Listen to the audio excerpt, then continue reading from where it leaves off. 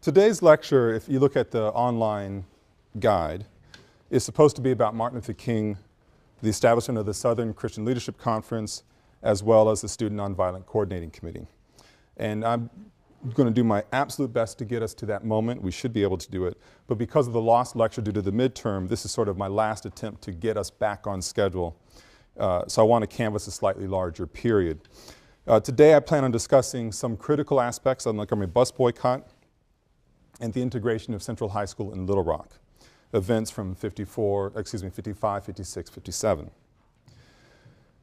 By doing so, it allows me to talk about a very important aspect of the movement that I've made an allusion to already once or twice in the course, but you'll certainly see it coming up time and again over the next few weeks of the course, and that is the issue of respectability.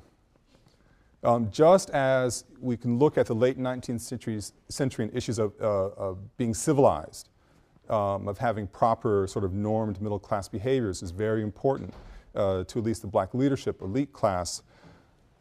Being respectable, being the right kind of person is fundamental to understanding a lot of the civil rights struggles. Now let's look at the Montgomery bus boycott, and I'm going to presume that in the history of the Montgomery bus boycott and the desegregation of Central High School, this is now American History 101, that you should have had the gloss of it when you're in high school, and I'm sure you didn't get much more than the gloss, and I'm sure the gloss was wrong. But what I want to do is actually give you, you know, the mythic narrative of these things, which is there for a reason, and I want to give you some background details that are important to consider. So as far as the boycott is concerned, the Montgomery bus boycott, there's a standard history that has become mythic.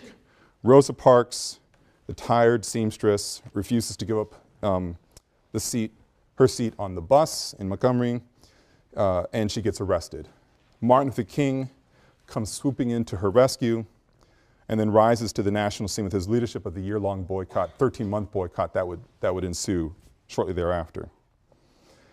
I was looking at the syllabus last night and realized I dropped a reading for you, and I want to encourage you to go back and look at it now. I'm referencing it right now. I believe it's pages 352 to 361 in the Manning Marable anthology. It just slipped out of the syllabus by accident.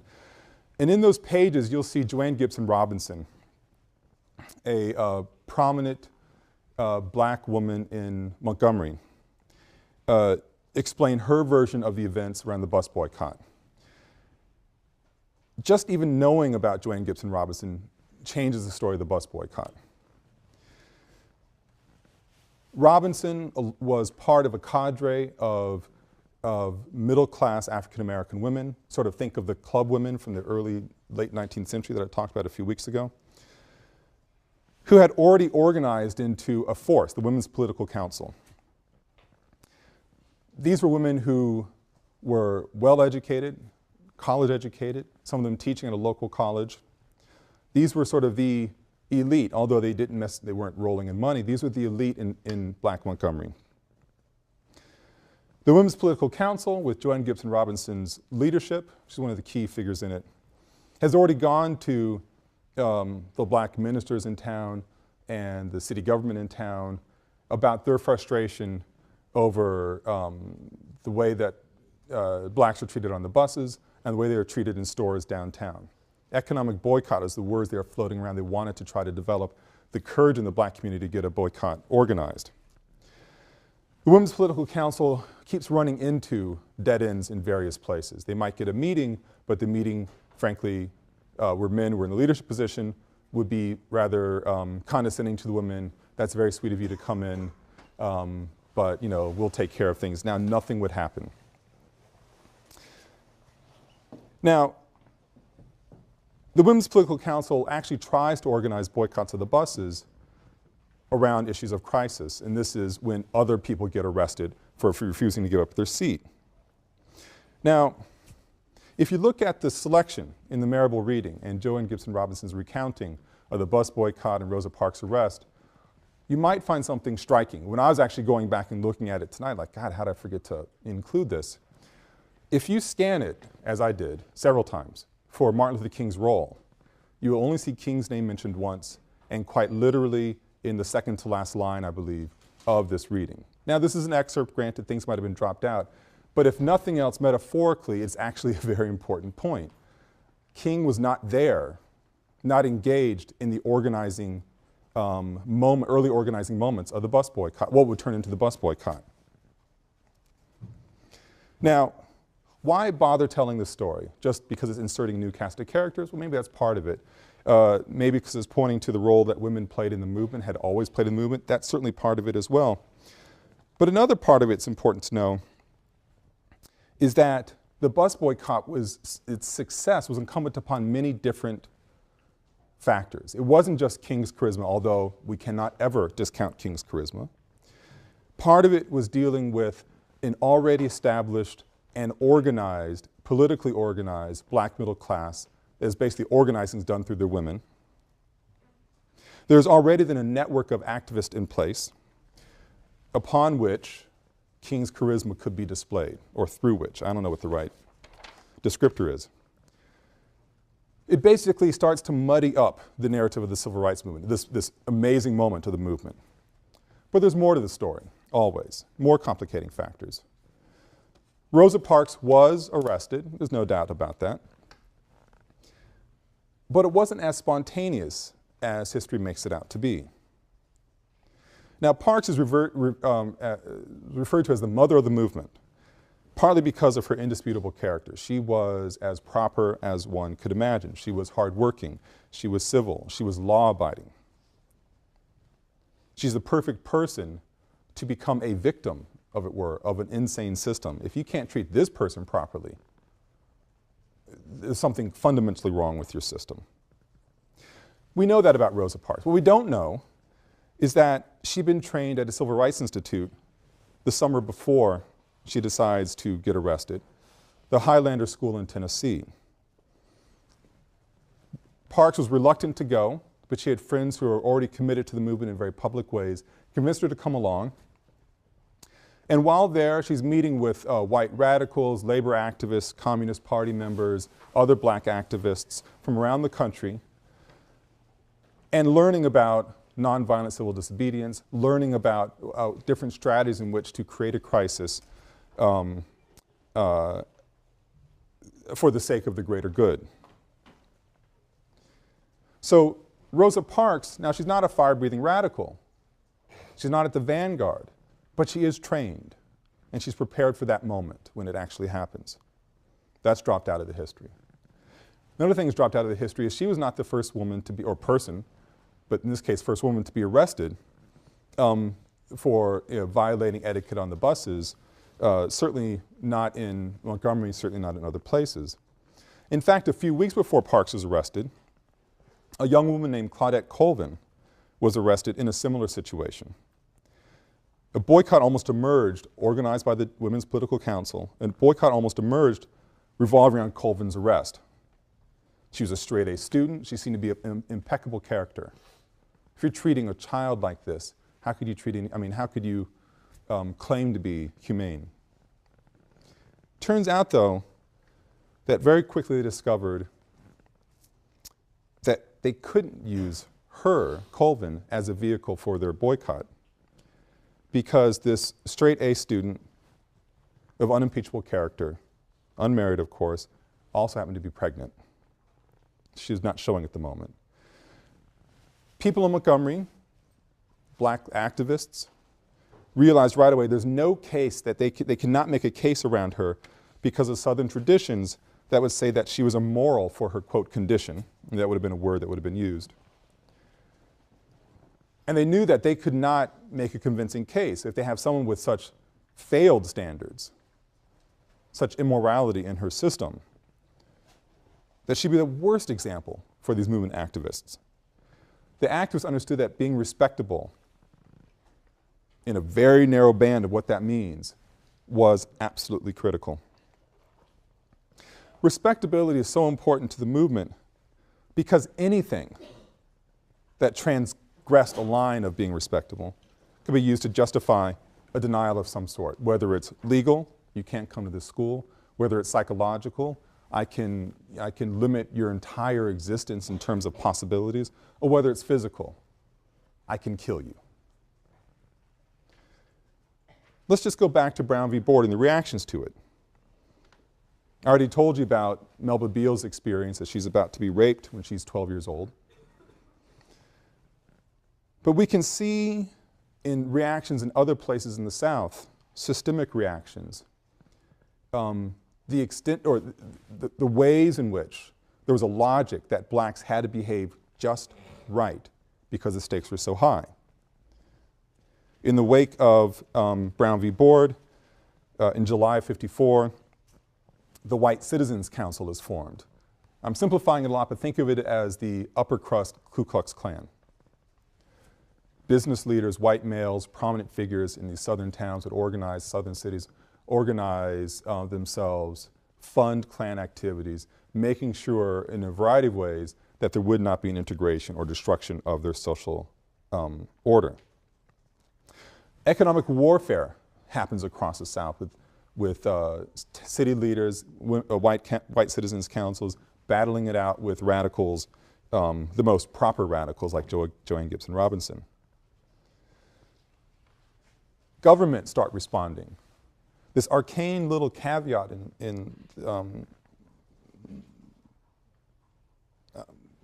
excuse me, the loss of words here, in how governments interact. The doctrine of interposition, it's a weird phrase, the doctrine of interposition is invoked by Southerners, saying that the federal government had no power to interfere in states. This goes back to 1832 or something like that.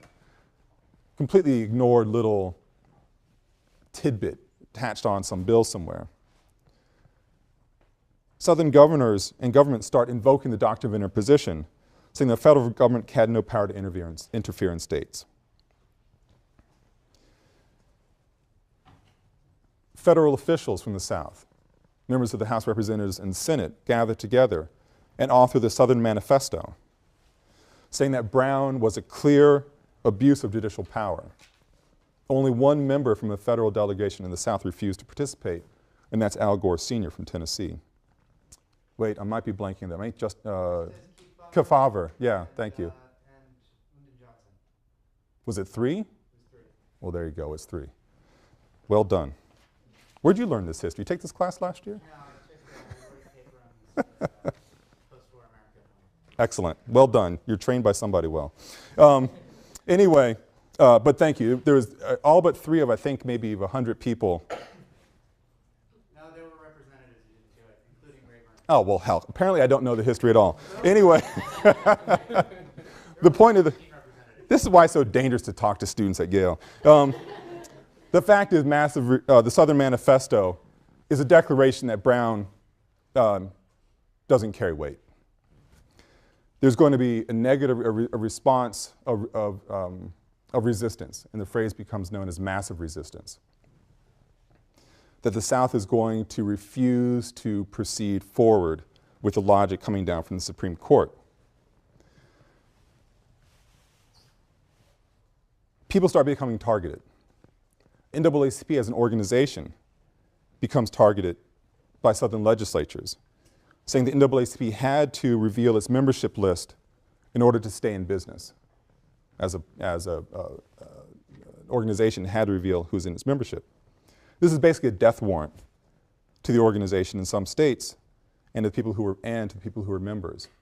If you're known to be a member of the NAACP and working in Mississippi, well, you know, the boss might decide you don't have your job any longer for some other trumped up reason. And it might actually get you killed. Violence takes on Gothic proportions in Mississippi more than any other place. In '55, several black leaders urging blacks to vote were murdered, one on the local courthouse lawn.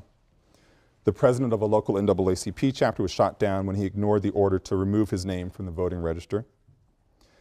And then, of course, there was Emmett Till, 14-year-old boy, sent from Chicago to stay with his family in Mississippi. There are many different versions of what happens. The allegation is that he whistled one day, hanging out with his cousins, that he whistled at a white storekeeper's wife when she walked past. Others have countered saying he had a stutter and, you know, he would often lisp as a result. What actually happened at that moment is really inconsequential. What happens later is of great consequence. That night he's abducted, he's beaten, One of his eyes is gouged out. He's wrapped in barbed wire and tied to farm equipment before being thrown over a bridge. When they find him, his body is sent surreptitiously up to Chicago. His mother insists on having an open casket at the Chicago funeral, and the images shock the country. There's a clip here.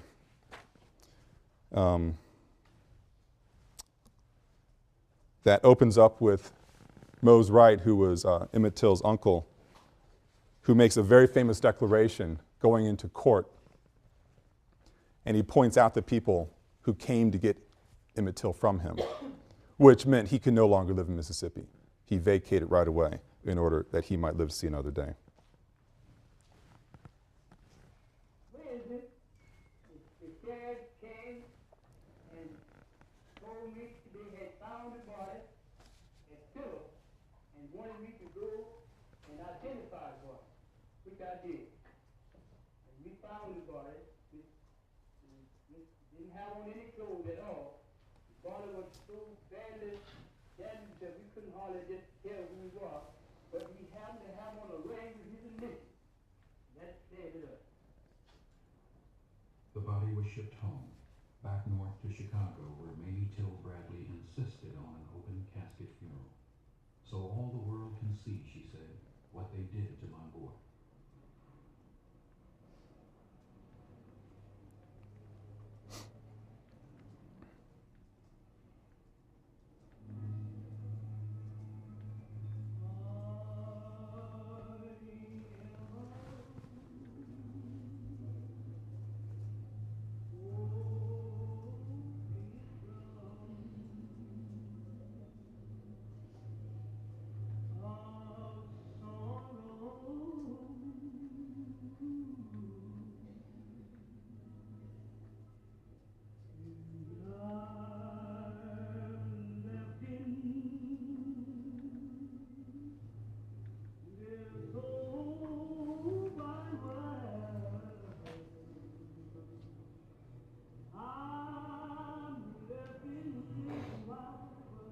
Jet magazine showed Till's corpse, beaten, mutilated, shot through the head.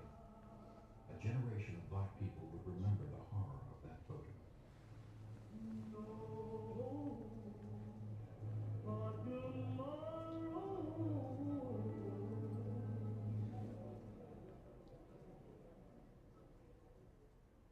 I believe that the whole United States is mourning with me, and that the death of my son can mean something to the other unfortunate people all over the world, then for him to have died a hero would mean more to me than for him just to have died. When you heard the narrator, Julian Bond, talking about a generation, would never forget this murder and the image that appeared in Jet magazine. He wasn't exaggerating. One of my former colleagues, her father was was from Louisiana, from rural part of Louisiana, and he was visiting.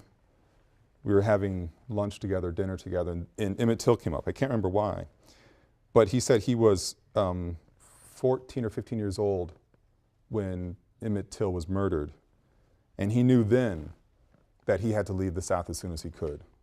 And in fact, he never went back. And he said he has never forgotten that. And he knew that there was no hope for, as he put it, a black man in the Deep South. Now, there's a court case. There's an all-white and all-male jury. The jury deliberates for 67 minutes. One jury said later it wouldn't have taken so long if they hadn't stopped to get a soda. And the jury finds the defendants not guilty, although everybody knew who did it. January '56, 1 month after Park's arrest in Montgomery, Look magazine publishes an interview of the Till defendants in which they state for the record that they had in fact killed him. Now, this is the most spectacular and perhaps egregious case of violence gone unpunished. But there were other episodes, and some of them happened as a direct result of Brown. I already, again, related to you the attempted rape of Melba Beals. But violence is endemic. In fact, it's one of the great stories of this nonviolent civil rights movement is that it was horribly violent. And it's rather shocking it did not become more violent at any given moment. Now, thinking of violence and respectability and narratives of the civil rights movement leads us to the Little Rock Nine. And I have to gloss over the history very quickly for the sake of time. Melba Beals goes on, the person who was 12 years old when someone loses his mind and tries to attack her, goes on to become one of 9 teenagers who are eventually selected by NAACP activists to integrate Little Rock Central High School. They're focusing on Arkansas because it seemed to be one of the most progressive states in the South on these issues. Other school systems in Arkansas had actually already integrated, but Central was the most important, most visible high school in the state. The 9 who were selected were amazing students, academically gifted, coming from the right families, who comported themselves in the right way. Otherwise, it would never have been selected. Without going over too much of the famous integration of Central High, we point out a few things that one needs to remember. The students are selected to integrate in '57. There's fierce local resistance. The governor, Orville Faubus, calls in the Arkansas National Guard to prevent integration. President Eisenhower, very unhappy about the whole scene, sends in the 101st Airborne to force the issue. And he does it not because he believed in integration, but because he believed in the federal government's right to assert itself. This is a states' rights versus federal rights issue for Eisenhower. The troops ushered in the students after they had already tried to integrate the school before but were harassed by mobs outside of the building. The students, the troops could go with the students up to the door of the classroom, but in the classroom or in the bathroom or in the cafeteria, all hell broke loose. One student had lye thrown in her face, almost permanently blinded. Students would talk about being in the bathroom and then going to the bathroom, and then paper towels being lit on fire being thrown overhead when they were helpless. They were attacked, books were thrown down, food poured on them, but they could not respond. The one student who did respond got kicked out, at which point they said, 1 nigger down, 8 more to go, trying to get these students out of the school.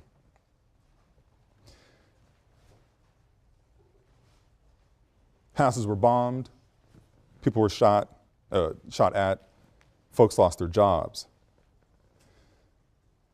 Now think about all this. What is it that's being asked of these children? And they are children. Going back to Melba Beals, there's a few items from her diary entry, New Year's Day in 1958, that allow us to ask some pretty important questions.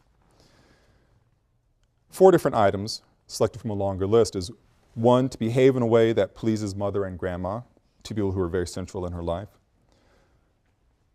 To keep faith and understand more of how Gandhi behaved when his life was really hard. To pray daily for the strength not to fight back.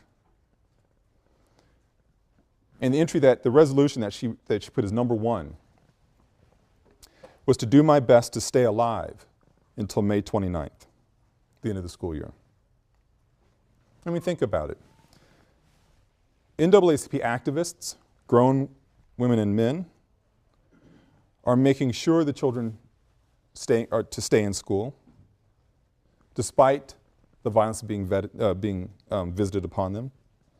And it's very fair to ask, is it appropriate for 16-year-olds to feel the need to write in their diaries that the most important New Year's resolution is to do my best to stay alive until the end of the school year?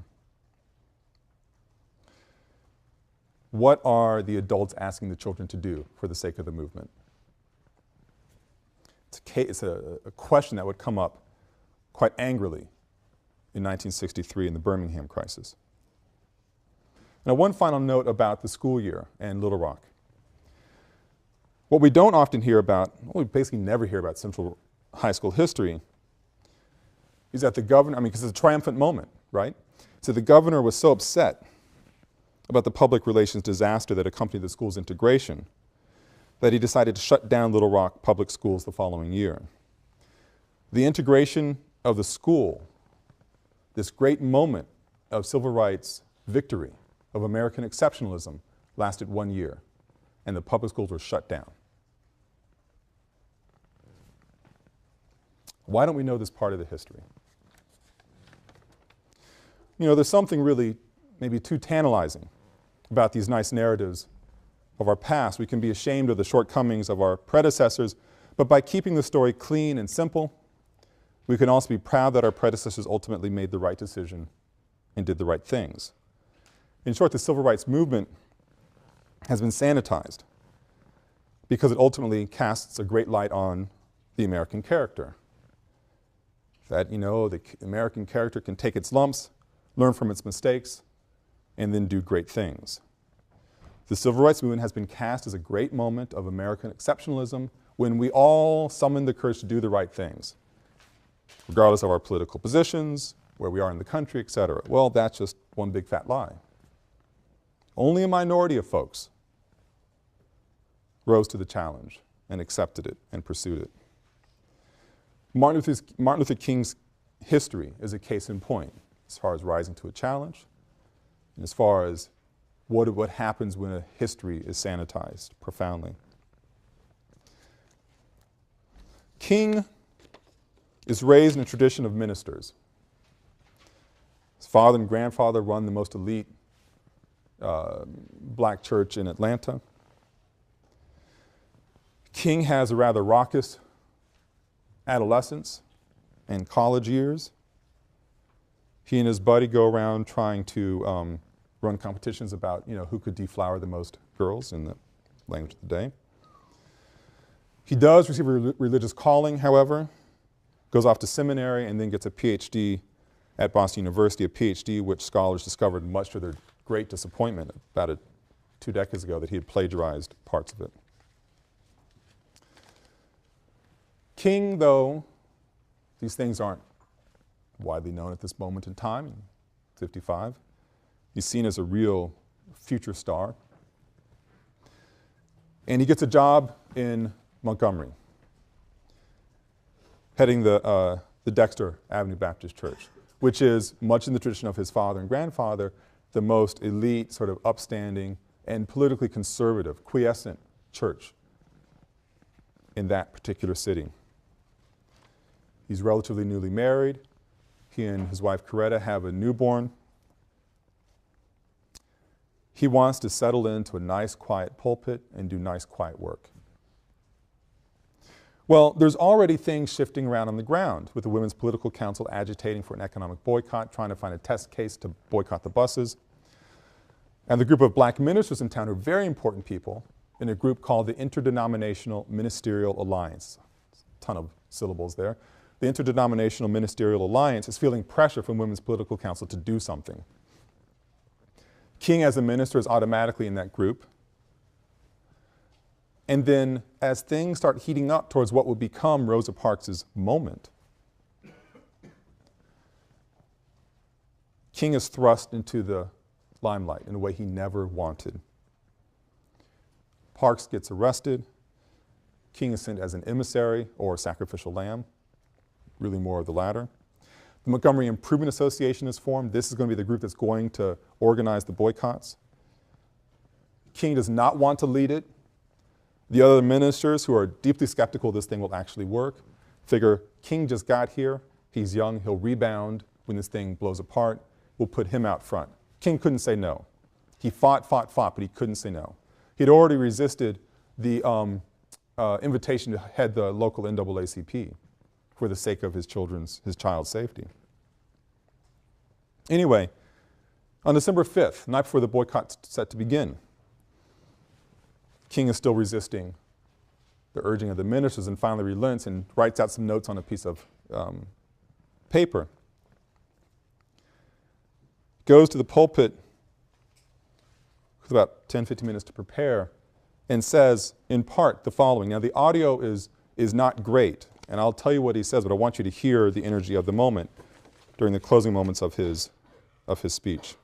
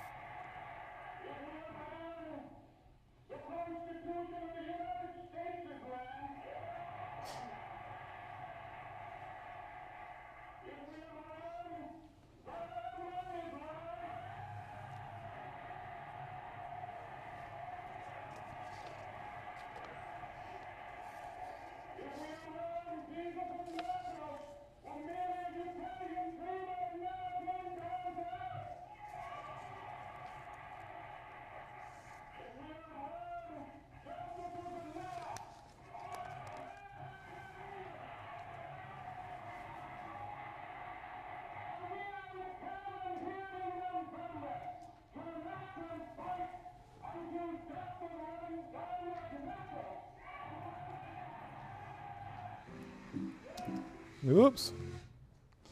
If we are wrong, he says, and we are not wrong in what we are doing. We are not wrong. If we are wrong, the Supreme Court of this nation is wrong. If we are wrong, the Constitution of the United States is wrong. If we are wrong, God Almighty is wrong. If we are wrong, Jesus of Nazareth was merely a utopian dreamer that never came down to earth.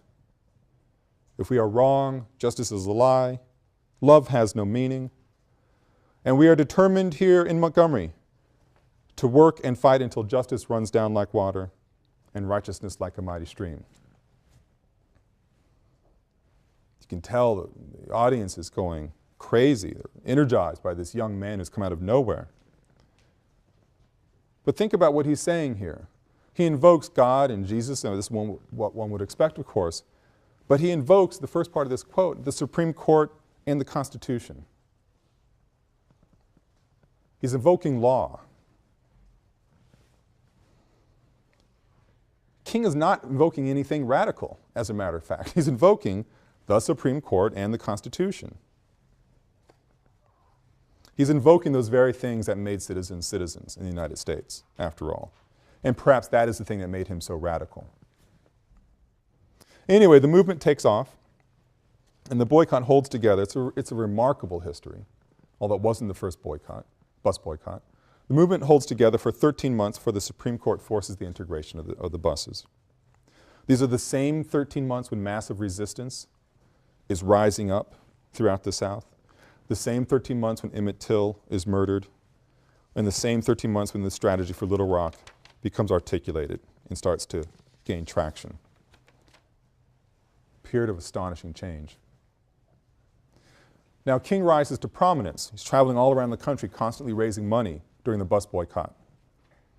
They need resources and money to pay for gasoline and cars that are all shipped down to Montgomery to make this thing work. But he's not doing it by himself. He's aided by two people who are rather important. One is Bayard Rustin, who I've already mentioned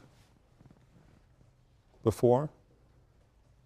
Earlier part in his life, a member of the Young Communist League, a draft resistor, someone who was arrested on morals charges for being caught in the back seat of a car with another man. He's gay. Often recognized as one of the great organizing minds of the freedom struggles and labor struggles of the 20th century, but because of the politics of the day, hampered by his sexuality and by his communist past. But Bayard Rustin is in King's corner, telling him do this, do that, follow this particular path. King is also aided by Ella Baker. And by the way, Rustin and Baker are finally getting the attention that they deserve from amazing histories that have been written about 5 or 6 years ago. Ella Baker, a longtime activist who worked for unemployment councils in the Great Depression, certainly was affiliating with folks who were communist. Older woman who becomes hailed by a younger generation of activists who are just about to become known for being one of the most important leaders of the movement. Baker starts to work with King in advising him as well. Come back to them in a moment. As the boycott nears success, we see violence quite clearly. King's house is bombed. Other people are being shot at. It's a bloody mess. But Rustin sees in the success and the violence as a catalytic moment of possibility. And that the question becomes not so much how great was this moment, but what can we do to capitalize upon it? What can we do to sustain this organizing energy? There needs to be an organization. And he calls on King to bring together other leaders and essentially religious leaders to gather together to think of the next steps. And out of that comes the Southern Leadership Conference, is what the plan is, at least. The Southern Leadership Conference. Bringing together, the great leaders in the South, African American, to become organized to have sustained change. Well, King makes a decision that infuriates Rustin. And they have a very tense relationship in general.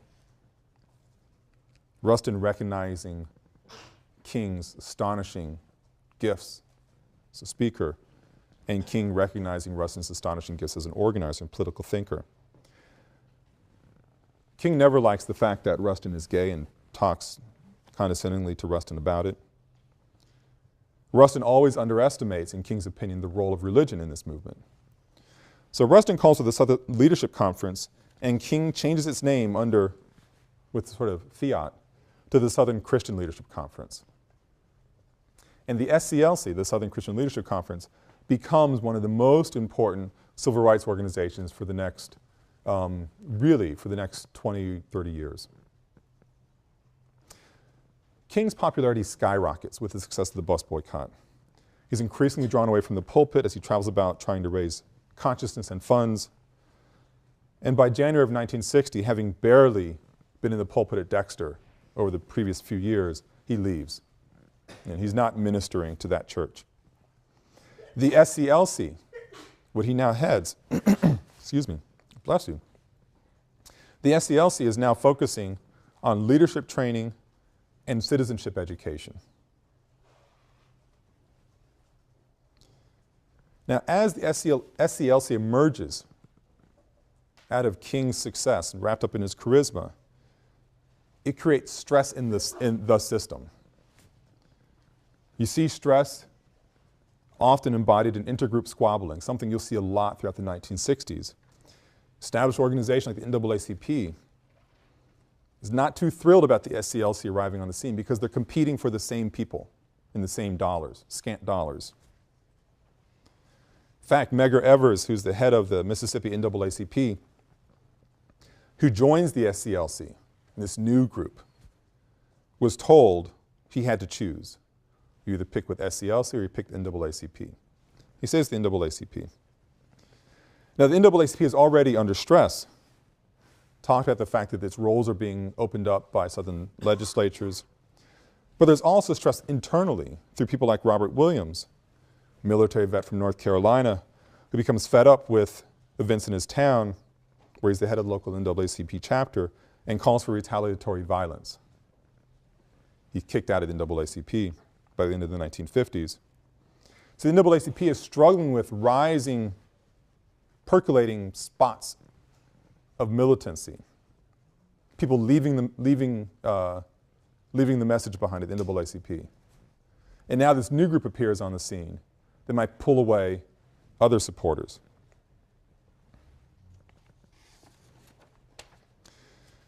The important thing to know, I guess, from that, I suppose, is that neither the SCLC nor the NAACP had control over the movement. No single organization could claim they were the group that was running the movement. And while King is the most electrifying speaker of this great narrative, he hardly had any control over it.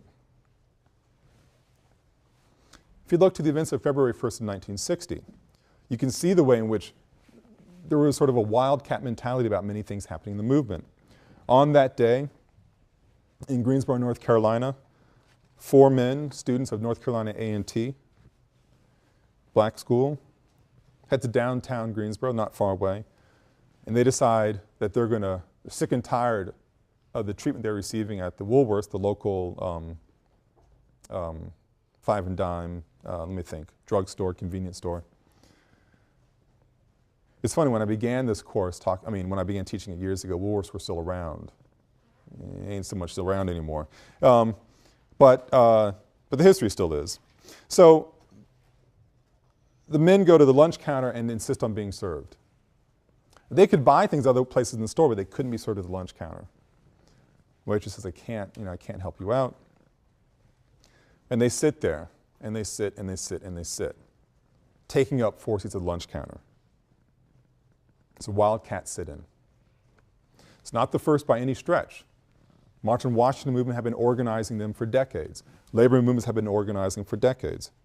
But this time it takes off. You have just the right mix of electricity, of anticipation, possibility, and frustration, certainly. And you see across the country sit-ins by people your age, all across the South. 60 cities become sites of sit-ins. And all of these sit-ins, the young men and women are well-dressed and impeccably mannered. To do anything else would invite potential death. Ella Baker, a person who's essentially running the SCLC. The King's the head of it, but Ella Baker's running it, administering it, taps into this energy and organizes a youth conference in Raleigh, North Carolina in April. She's expecting sort of modest turnout, overwhelming turnout, an overwhelming energy. We, the college-age students of the day, need to do something. We are ready. And out of that organization grows the Southern Nonviolent Coordinating Committee, otherwise known as SNCC. I'm so Southern, I'm sorry, Student Nonviolent Coordinating Committee, otherwise known as SNCC. SNCC would never become the biggest of the great civil rights organizations, but more than any other organization, it becomes the barometer of the evolution of 1960s ideology, and SNCC will be part of the narrative that I lay out over the next 2.5 weeks of the course, because through them you can actually see the changes, really quite radical changes in movement ideology during the 1960s. But at its founding moment in April of 1960, SNCC is a group of college-aged individuals who espoused nonviolent ideology, who are absolutely interracial, and who wanted to be organized through a non-hierarchical system. They are, from the beginning, seen as a temporary organization, literally given a corner space in the offices of the SCLC headquarters. So it's operating under SCLC's umbrella. SCLC thinking this is a great way to get more youth involved in our movement. You can even look back at the founding moment and see there's already some fissures in the relationship, if only because SNCC, the Student Nonviolent Coordinating Committee, is committed to a non-hierarchical organizing logic. They, like Ella Baker, are a little bit nervous in the fact that SCLC is embodied in King. A magnificent man, but a far from perfect man, but only one man. And they wanted an organization that had many leaders. Now, that's April of 1960. Heading into the fall, in October, King is arrested in Atlanta for violating probation on trumped-up charges. And he's sentenced to I think it's a traffic violation. He's sentenced to 4 months hard labor. John F. Kennedy was campaigning for the presidency, calls Coretta Scott King and says that he will protect King. He actually had no way of protecting King. But in an orchestrated phone call, I will do everything I can to protect your husband. And with that, black support for Kennedy mushrooms. Kennedy goes on to win by 120,000 votes. Still debates whether those votes actually existed or not. But he won by 120,000 votes. And it's clear that it's African-American support that swung the election his direction. Blacks have in JFK the kind of leader at a symbolic and cultural level they have not had since FDR started making these gestures towards recognizing blacks' needs some 25, 30 years earlier.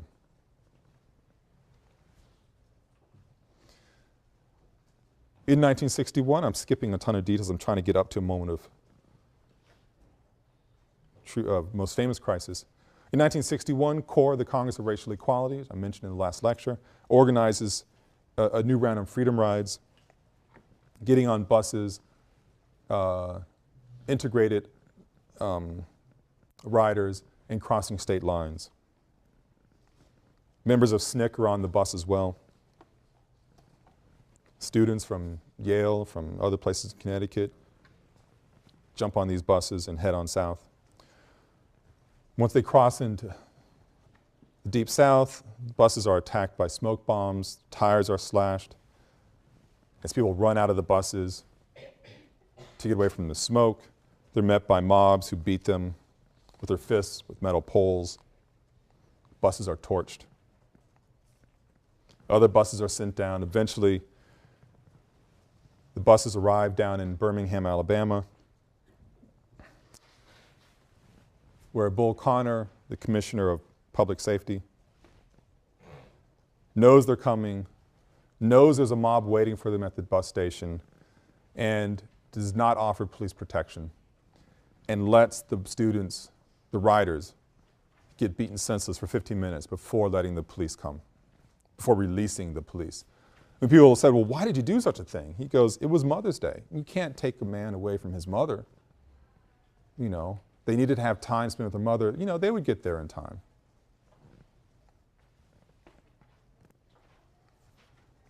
There's a dawning at this moment with this kind of violence and recalcitrance of a militancy within SNCC and the beginnings of a move away from respectability. You start seeing different agendas being articulated within different organizations. The movement is going in fits and starts. Federations form and break apart. There's all kinds of infighting. And things seemed on the verge of collapse in Albany, Georgia, when they go to invoke another crisis. And in Albany, Georgia, where you have a confederation of different civil rights organizations coming together to try to change that town, they're outsmarted by the white police as the students try to start filling up the jails to create a crisis of overcrowding and get national sympathy. With the jail, no bail strategy, we let ourselves be jailed, we won't accept bail, they'll have to force us out, we won't have paid any bail, this will be great. The police chief says we're going to keep our heads and start shuttling people out of jails to other jails. He doesn't react, essentially. Nothing happens, everything fizzles. And there's a fear that this movement that began, quote, began, in quotes, with Brown v. Board and has these violent reactions. You see it with Rosa Parks, and you see it with Emmett Till, and you see it at Central High School. The beginning of a new sort of vibrant youth organization. It feels like it's all going to collapse in Albany, Georgia, because the white officers realized if we don't react, this thing will go away. Well, thank God for Bull Connor. I'll let the film tell you much of that story, but suffice it to say that Connor did more through his brutality to help win converts to the civil rights movement, more than anybody else could have practically done. I'll pick up on that moment, on that fact, at the next lecture. Thank you.